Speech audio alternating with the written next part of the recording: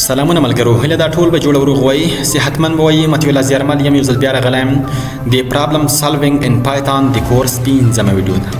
په دې ویډیو کې به مو تاسو په یو بل پرابلم باندې کار کوو چې هغه پرابلم دی چې ویداس یو پروګرام ولیکئ چې دا چکړي چې آیا نمبر پازیټیو دی یعنی مثبت دی یا نیگیټیو دی یعنی منفي دی او یا هم زیرو دی.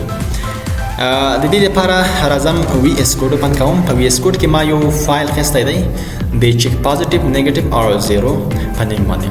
دلته ما تر مخ یو الګوریتم لیکلی دی د دې پرابلم د حل کولو لپاره.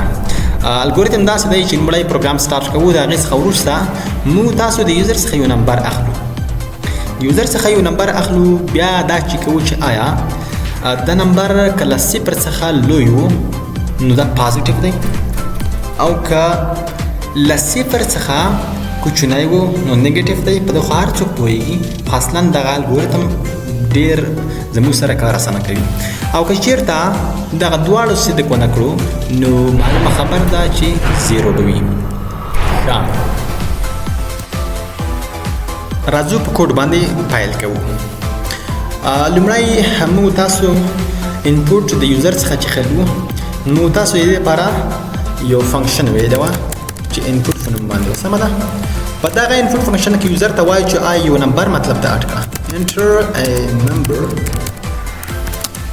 دوی نمبر به دی اډ نو دغه کوم نمبر چې اډ کو دا بعد موږ په یو وریبل کې سټور کو چې هغه ته زه وایم نمبر از ایکوال ټو په دې سره یوزر نمبر اډ کو په دوه کې سټور شو. اوس غواړو چې دا نمبر چې کړو چې آیا دا نمبر چې دا اډ کو آیا دا جف دی سوري دا مثبت دی منفي دی او یا هم زیرو دی. نو دې لپاره موږ تاسو اف سټیټمنټ کاروو.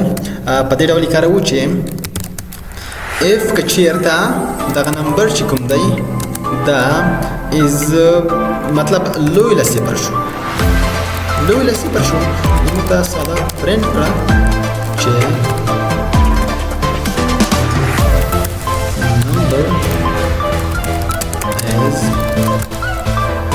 positive. سمه ده؟ ګورئ څومره ساده پروګرام دی او دا خو سمه ده، دا خو حل شو. اوس که چېرته پروګرام ته څه کوي، که چېرته زه دا پروګرام رن کړم وي نمبر اټ که زه ورته یم چې 12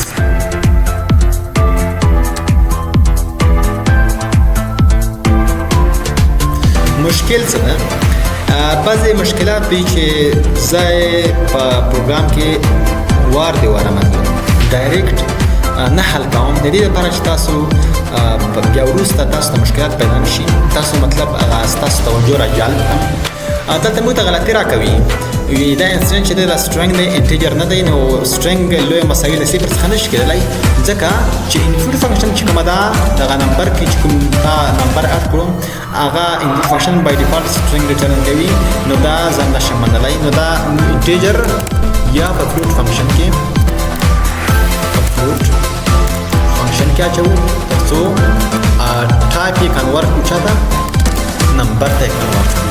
اوس که چېرته زه پروګرام دوباره رن کړم زه به دا بله وینډو کلوز کړم. اوس راځم 12 نمبر از پازیټیو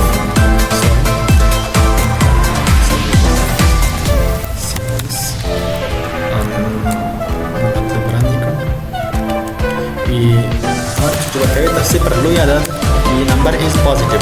خو که چېرته زه اوس نمبر مطلب صفر ورکړم هیڅ شی ماته نه ریټرن کوي ځکه چې دې ته مې کوډ نه دی کړی. راځم اوس منفي عدد څنګه موږ کولی شو چې پې وپېژنو. داسې ورته وایو چې الف که چېرته همدغه نمبر چې کوم دی دا کوچنی له صفر شو ساده موږ ته پرنټ کا number is negative.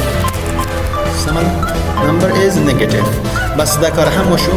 اوس موږ پروګرام منفي عدد هم پېژني که ورته وایم چې منفي 12 number is negative دا کار هم وشو. راځم صفر کې پېژنم زموږ پروګرام باید صفر هم وپېژني. نو داسې ورته وایم چې else print کا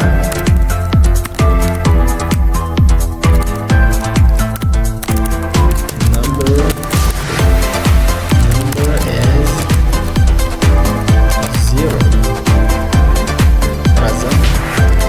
ورته هم چې نمبر چې دی 0 بی نمبر از 0 ورته وایم چې